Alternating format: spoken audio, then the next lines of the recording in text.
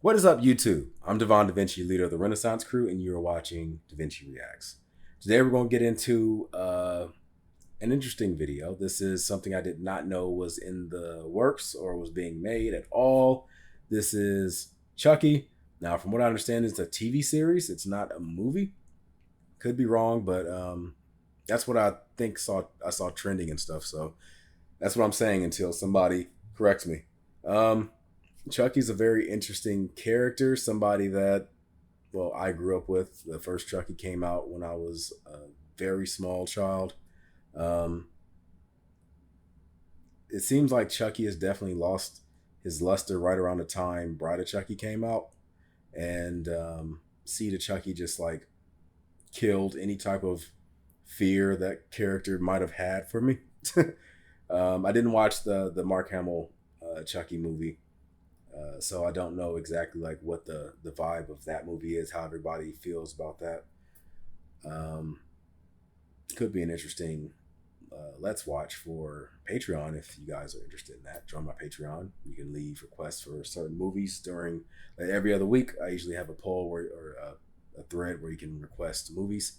Movie with the most requests gets reacted to. And the weeks opposite of those are weeks that I choose the movie. This week, I'm going to be reacting to Big Trouble in Little China.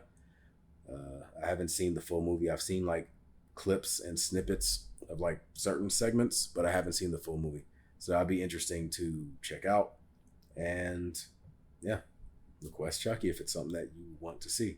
Now, me growing up, the monster that gave me the most fear was Candyman. I say that because I have like a mirror right in front of me, so I'm like making sure. That's the character that brought most of the fear in my heart. I like when I was younger, I couldn't even like be in the same vicinity as the cassette for the movie. Like, in order for me to go to sleep, they'd have to take the cassette tape and put it outside on the floor, the welcome mat. And when I went to sleep, then they could bring the movie back in the house. I couldn't be in the car when they went to return the movie. So like I couldn't be around it. That movie completely screwed me up. Now, like as an adult, I have more appreciation for the movie.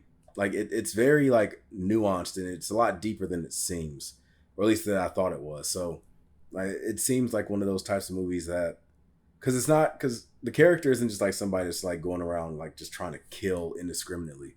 They have a purpose and a reason, and it's not like they're just doing it just for the sake of being evil. It's like there's something to it.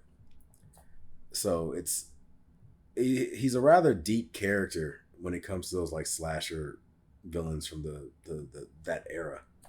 But Chucky was one of those characters that just like killed for the sake of killing. Like just didn't have any reason or like thing behind it. It was a serial killer that possessed a doll and just went around just killing people.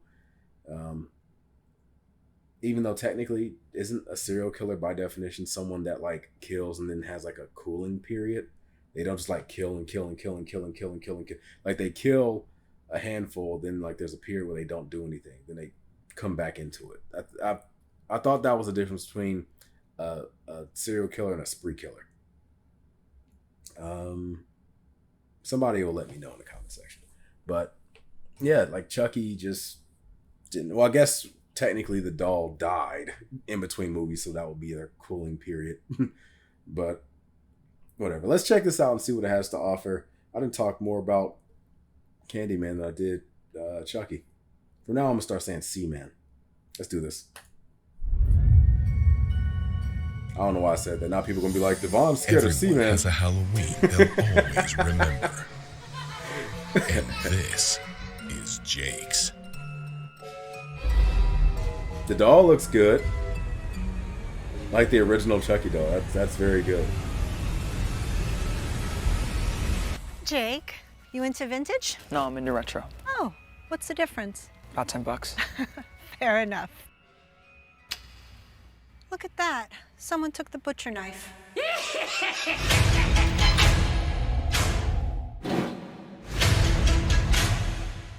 Hi, I'm Chucky.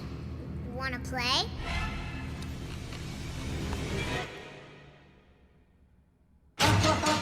usually how it always happens. Jake, are you okay? I can't stand the sight of blood. Pussy. Oh, no, Jake, that isn't quite right. What happened to you, Jake? You used to have friends.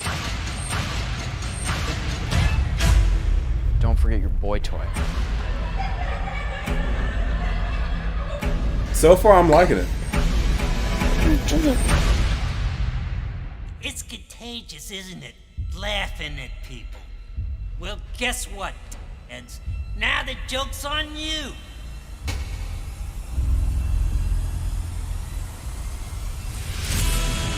Hi, I'm Chucky, and I'm your friend to the end. Well, Miss Brad, what's his name? Dora? Mommy says real killing is bad. Yeah, well, Mommy's full of shit. Look around you. It's the World Series of Slaughter. Stop. Did you feel that? Everywhere Jake Wheeler goes, death seems to follow. This creepy doll just creeps me the hell out. It's kill or be killed. Everybody's gotta choose. What's going on with you? You wouldn't believe me if I told you. Chucky. He's gone. Dude, you have a serious doll problem. If you only knew.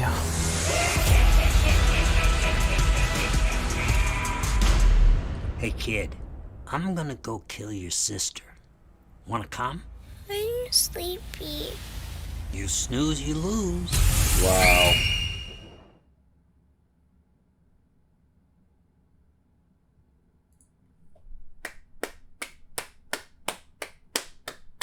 I gotta give it up. That was good. That was really good. Like the look of the doll is very retro.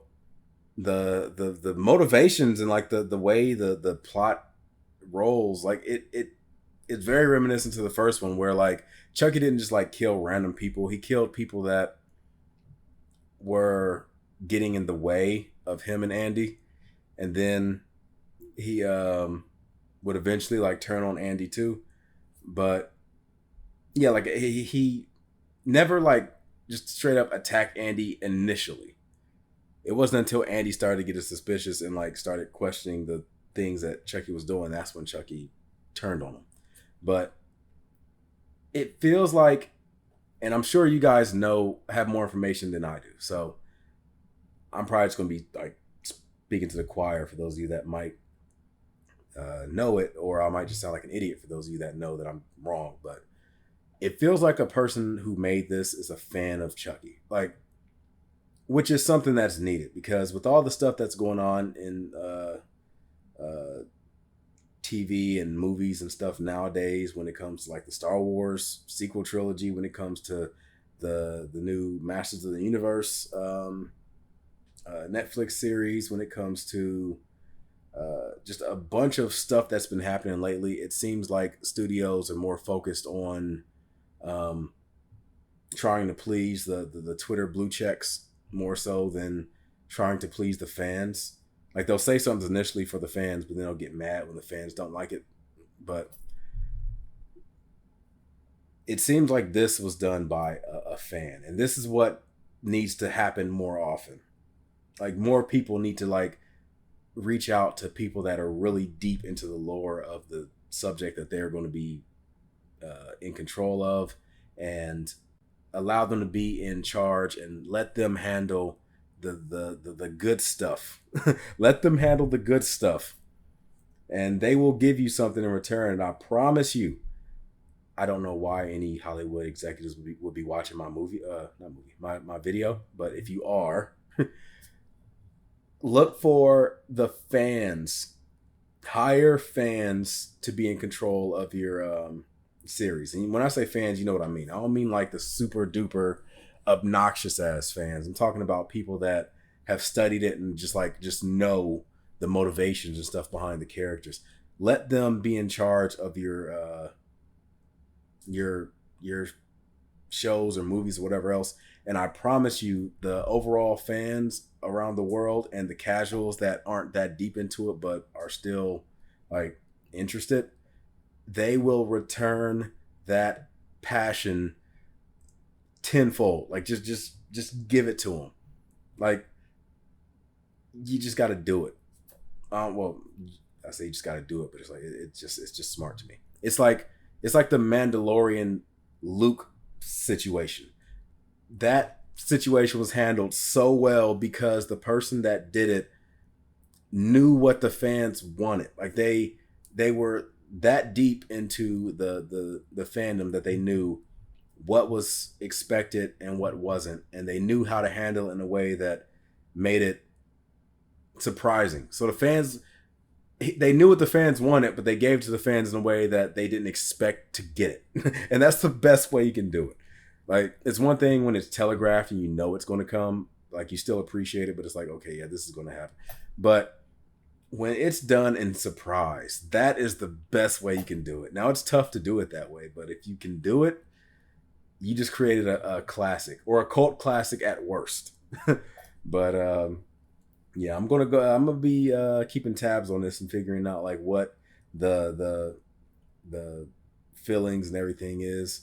I'd like to hear from fans of Chucky to see what they got to say about it, as well as like what their opinions are of the Bride of Chucky, Seed of Chucky, those movies. I want to see what their opinions of that stuff was as well, because I know that there's like a split between the original 3 Chucky movies and the movies that came after that. Like, stuff changed in those after movies. There was like a focus that wasn't there, or a focus that changed. It shifted. But I hope you guys enjoy it. If you enjoy horror, I am currently playing a live game, or I'm playing a playthrough of a game called Amnesia: The Dark Descent. It is considered by many to be one of the scariest video games that was ever made. So I'm currently in the process of playing that. I stream every Monday, Wednesday, and Friday at 3:30 p.m. Eastern Time. So if you do want to check out one of my live streams, that is the time you would tune in. It is right here on YouTube. All you got to do is just click on the video and watch it. I mean, usually I schedule my live streams about an hour or 2 hours before I go live. I don't do it like a day or so ahead of time because I don't want that icon to be like stuck on your feed for for like 2 days. So I try to like wait until a decent amount of time before I have to go live. But if that's something that you want to check out, be sure to jump over. Now, yeah, it's going to be an interesting one. Anyway, I hope you guys enjoy this. If you did, make sure you hit that like button, subscribe, and share. Again, I look forward to seeing what you guys have to say in the comment section down below. And until then, I'm Devon DaVinci, giving you the deuces, and I'm signing out. Deuces.